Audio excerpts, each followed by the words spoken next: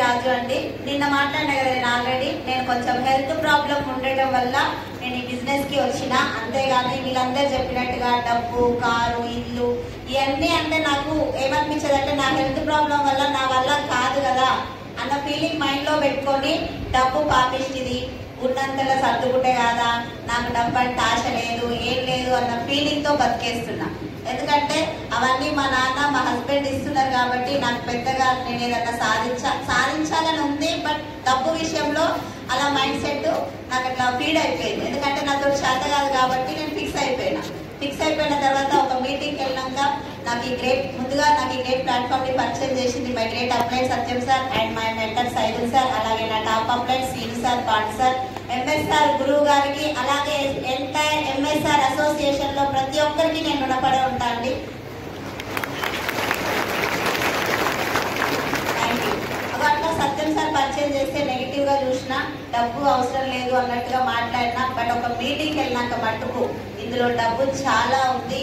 3 తరాల ఆదాయం భూమి మీద ఉన్న సంగతి కూడా తెలియని నార్మల్ హౌస్ వైఫ్ సార్ నేను. అట్లా 3 తరాల ఆదాయం ఉందా?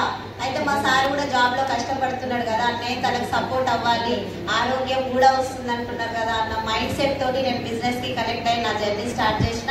నేను మీటింగ్ అటెండ్ అయిన ఒక 12 రోజులకే ఇటువంటి ఒక బూట్ క్యాంప్ కి రమ్మన్నారు సార్ నన్ను కూడా. గుంటూరులో ఒక బూట్ క్యాంప్ జరుగుతుంది, వెళ్దాం మేడం రండి అని సైదు సార్ అడిగితే నేను రాను సార్ అని చెప్పిన. వెంటనే మళ్ళీ ఎంఎస్ఆర్ సార్ మీటింగ్ లో ఏం చెప్పిండంటే, సాకులు చెప్పే వాళ్ళు సంపాదించరు, సంపాదించే వాళ్ళు సాకులు చెప్పారని అడిగిండు. ఇప్పుడు నేను పోవాలన్నా ఆగాలనా? సంపాదించాలని డిసైడ్ అయినా కాబట్టి బూట్ క్యాంప్ కి వెళ్ళాలి అని డిసైడ్ అయి టికెట్ బుక్ చేసుకున్నా. కానీ మా సార్కి ఓమిక్రాన్ పాజిటివ్ వచ్చింది. సార్కి ఓమిక్రాన్ పాజిటివ్ వచ్చింది. 5 రోజులు డాక్టర్స్ హాస్పిటల్లోనే ఉండాలి, ట్రీట్మెంట్ 5 days ఉంటుంది కదా. అట్లా 3rd day నేను బయలుదేరాలి. వెళ్తారా మేడం? వస్తారా మీరు? పెద్ద లిస్ట్ చెప్తామా చెప్పమా? నేను కూడా అట్లనే చెప్పిన, నేనే కరెక్ట్ గా ఏం పోలేదు అట్లే చెప్పినా. కానీ మా సార్ నన్ను రివర్స్ లో మాట్లాడాడు. ఫస్ట్ నెగిటివ్ ఉన్న పర్సనే, కానీ మీటింగ్ విన్న తర్వాతకి నీకు హెల్త్ బాగుండాలంటే ఆల్రెడీ ఈ చిన్న ప్రొడక్ట్స్ తోటే బాగుంది కదా, అవి కూడా వాడితే నీకు సెట్ అవుతుంది. నేను బాగానే ఉన్నా, వాళ్ళు డ్యూరేషన్ ఉంటుంది కాబట్టి 5 days ఉండమంటారు కాబట్టి ఉండమంటున్నారు, నువ్వు వెళ్ళు అని చెప్పేసి నాకు రివర్స్ లో మా సార్ సపోర్ట్ చేసి నన్ను బూట్ క్యాంప్ పంపించేశారు. ఇందాక మాట్లాడాడు కదా రాము మా మరిది కాబట్టి వెంటనే పిలవగానే వచ్చిండు. 2 ఫ్రెండ్స్ కూడా వాళ్ళు ఎట్లా వచ్చిందంటే, ఏదో ఎప్పుడు ఈ సంసారం ఈ టెన్షన్స్ అయినా మనం కూడా 2 రోజులు మన హస్బెండ్స్ పోయి వస్తలేరు, మనం కూడా పోయి ఎంజాయ్ చేద్దామన్న మైండ్ సెట్ తో వచ్చేసారు వాళ్ళు. నేను ఒక్కదాన్ని ఇదేందో తెలుసుకోవాలన్న అనుమానంతో పోయినా, నేనేం కంప్లీట్ గా బిలీవ్ చేయలేదు. అట్లా ఏడ్చుకుంటా పోయినా నేను బూట్ క్యాంప్. ఎందుకంటే హస్బెండ్ ని పిల్లల్ని వదిలేసి నేను ఎప్పుడు బయటికి వెళ్ళలేదు. సార్ డ్రాప్ చేయాలి అమ్మగారి ఇంటికాడ, నాన్న డ్రాప్ చేయాలి అత్తగారి ఇంటికాడ. అది నా కండిషన్. నా హెల్త్ ప్రాబ్లం కూడా అలానే ఉంది కాబట్టి అలా బలవంతంగా వెళ్ళి కూర్చున్న తర్వాత కింద ఒకసారి చెప్పిండేవారు, డిసిప్లైన్ ఉన్న దగ్గర టాలెంట్ అవసరం లేదు, సక్సెస్ అవ్వచ్చు అని. అదే సేమ్ ఫీలింగ్ నాకు ఆ బూట్ క్యాంప్ లో అర్థమైంది సార్. అర్థమై ఇంత డిసిప్లైన్, ఇంత మంచి తన వేదన లేకుండా ఇంత మంచి మనుషులు కూడా ఉన్నారు ఆ భూమి మీద అన్న ఫీలింగ్ వచ్చింది. వాళ్ళని చూసి జర్నీ స్టార్ట్ చేయాలనిపించింది, ధైర్యం వచ్చి సప్లిమెంట్ స్టార్ట్ చేయాలనిపించింది. కానీ లక్ష్యం అంటే మైండ్ యాక్సెప్ట్ చేస్తుందా? చేస్తలేదు. రిటర్న్ లో బస్సు ఎక్కగానే సైదుల్ సార్ తోటి అన్న, నా కోసం మా వాళ్ళు చాలా కష్టపెట్టింది సార్, కనీసం ఆ లక్ష్యం తిరిగించకపోయినా కానీ వడ్డీ అన్నా తిరిగిస్తానా అన్న. సైదుల్ సార్ ఒక్కటే మాట అన్నాడు ఎంబటి, ఇటువంటి మాటలు ఫస్ట్ బంద్ చేయి మేడం, నువ్వు ఇంత చిన్నగా ఇంత నెగిటివ్ ఎందుకు ఆలోచిస్తున్నావు? ఈ నెగిటివ్ ఆలోచన బంద్ చేసి నీ కేర్ ఆఫ్ చేంజ్ చేసుకునే టైం వస్తుంది, నా కేర్ ఆఫ్ చేంజ్ అయ్యే టైం వస్తుంది. ఆ కేర్ ఆఫ్ చేంజ్ అవ్వడం కోసం మనం ఇందులో పని చేయాలి అని అంటే ఊకనే చేంజ్ అవుతుందా సార్ కేర్ ఆఫ్ అనుకున్నా మైండ్ లా.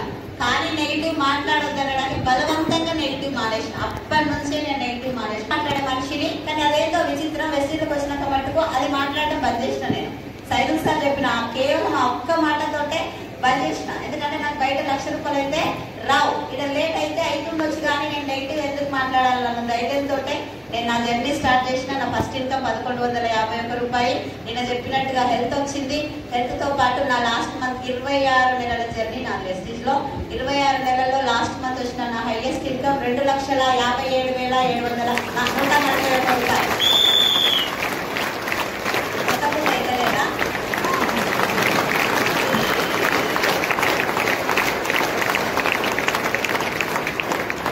₹2,00,000 తీసుకోవడమే కాదు 14 లక్షల కియా సోనెట్ కార్ కూడా తీసుకున్నా.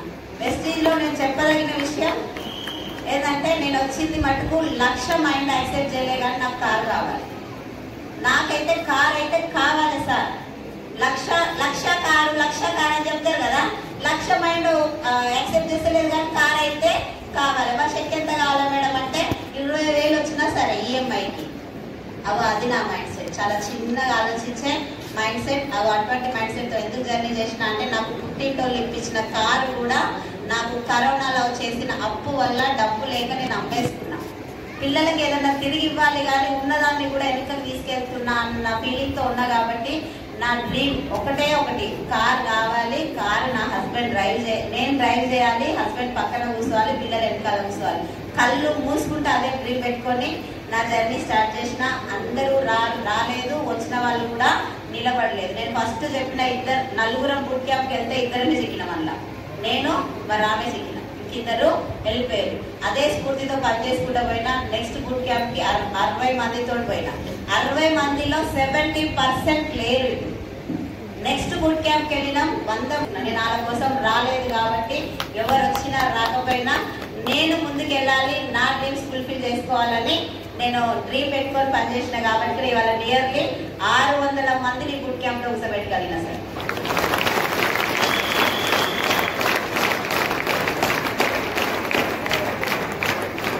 కేవలం తొందరగా సక్సెస్ అవ్వాలంటే బూట్ క్యాంప్ ఒకటి సొల్యూషన్ అనిపించింది నాకు ఫస్ట్ బూట్ క్యాంప్లోనే. ఎందుకంటే ఆ బూట్ క్యాంప్ వినకపోతే నేను నిలబడేదాన్ని కాదు.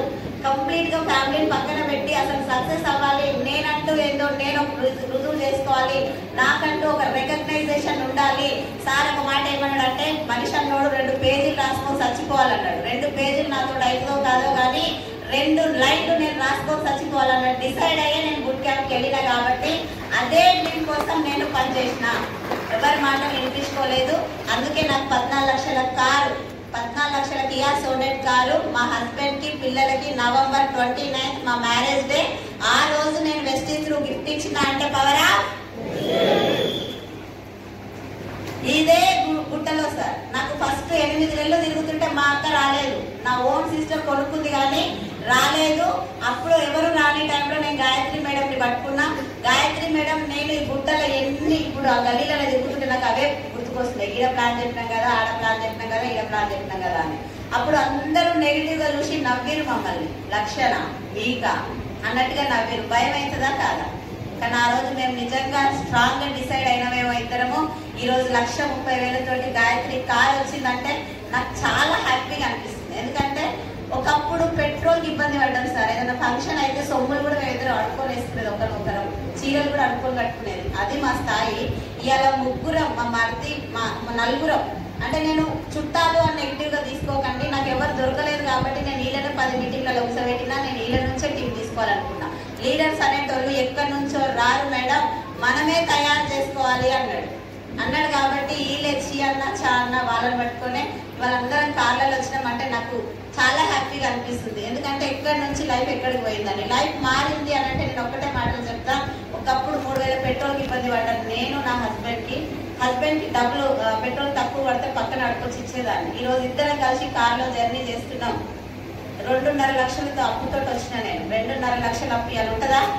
అయిపోతుందా? అప్పు లేదు. ఇలా దాదాపు 15 లక్షలు నేను ప్రెస్లోనే ఉన్నా. ఆ 15 లక్షలు అప్పు అడగకూడదు. ఎందుకంటే నేను ఇల్లు కట్టాలనుకుంటున్నా. నా ఇల్లు కూడా కరోనా టైంలో ఆగిపోయింది కాబట్టి పైన మా నాన్న లోన్ తీయనియడు కాబట్టి ఆ పైన ఇల్లు 75 లక్షలు అని చెప్పిండు మన రాంబాబు సార్ ప్లాన్ చూపించిన తర్వాతకి. అది 75 కానీ ₹1,00,000 కానీ 2025లో నా ఇంటి కన్స్ట్రక్షన్ అయిపోగొట్టి నేను గృహప్రవేశం చెయ్యాలి అని డిసైడ్ అయినా. అలాగే బంగారం కావాలన్నా వద్దా? నాకు లేదు, అమ్మేసుకున్నా నేను కూడా. కాబట్టి నెల అద్దతులం బంగారం అన్న కొనాలని టార్గెట్ పెట్టుకొని పనిచేస్తున్నా సార్. అందరికీ అదే అవకాశం ఉంది. మీరందరూ సక్సెస్ అవ్వాలని మనస్ఫూర్తిగా కోరుకుంటున్నా. Thank you. Wish you.